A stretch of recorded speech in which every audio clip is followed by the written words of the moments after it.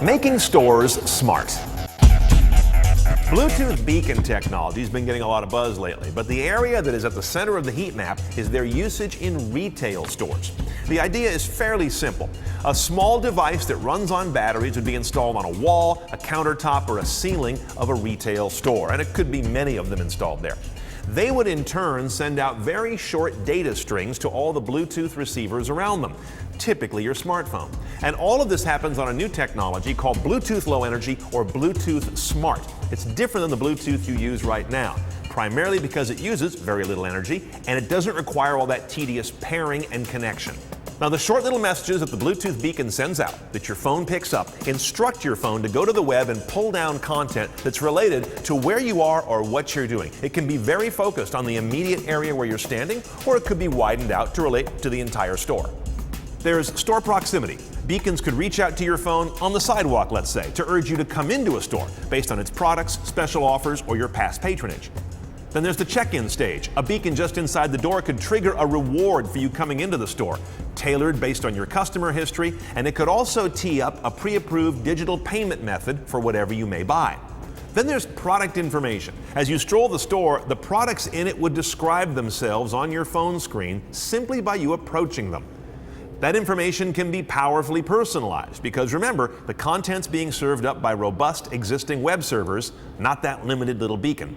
And finally, checkout. No more having to look for a cashier or even an employee with a phone or tablet to check you out. You just leave the building. Remember, you already set up your payment back on beacon stage number 2, so you're already approved.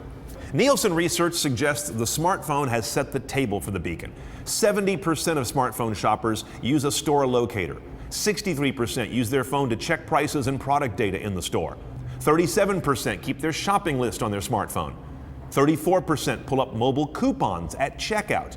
And 23% have used mobile payment on their phone in some form or another. Now, of course, before this gets any real traction, we've got to get through a few hurdles. Apps. What app do you need installed for the beacon to work on your phone? Worst case would be an app for every store. Better case would be for every chain of stores. Ideal would be that the technology is built in at the operating system level and you need not install anything, but we're not there yet. Handsets. Your phone needs to have Bluetooth Low Energy hardware built in.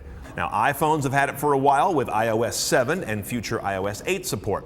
Android, Windows Phone, and BlackBerry have been supporting it at the operating system for a while, but it's going to be a while before it's ubiquitous on Android handsets. Not until 2018 will we get to maybe 90%. And finally, there's trust. There's a lot going on here that might spook consumers. This idea of automatically being logged in when you enter a store, having your personal preferences linked to your visit, automatic payment already being authorized, that could spook as many consumers as it delights if it's not handled well. This is a good place for merchants to be just as sensitive and respectful as they are innovative. But I know this, every shopper I've encountered would have a much better time in the store if they could identify what they want, find it within the store's geography, and pay and get out of there without any delay or friction. So beacons have a definite possibility for next big thing status.